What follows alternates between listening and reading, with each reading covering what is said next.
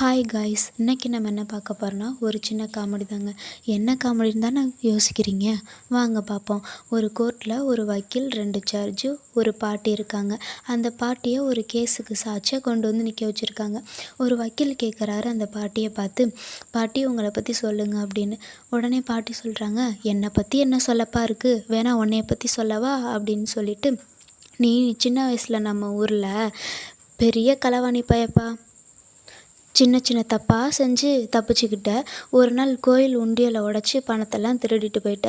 இதெல்லாம் ஊருக்கு தெரியக்கூடாதுன்னு உங்கள் அப்பன் வெளியூரில் கொண்டு படிக்க வச்சு இப்போ வந்து கோர்ட்டில் வக்கீலாக நிற்கிற அப்படின்னு பாட்டி சொல்கிறாங்கங்க.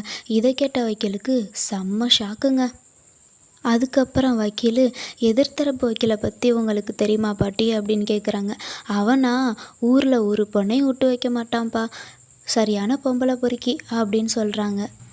இதை கேட்ட ஜட்ஜு, அரை மணி நேரத்துக்கு அப்புறம் கோர்ட்டு மறுபடியும் தொடங்கும் அப்படின்னு சொல்லிட்டு பிரேக் விட்டாருங்க. அந்த 2 வக்கீலையும் என்னை ஃபாலோ பண்ணி வாங்க அப்படின்னு சொல்லிட்டு தன்னோட ரூமுக்கு போகிறாங்க.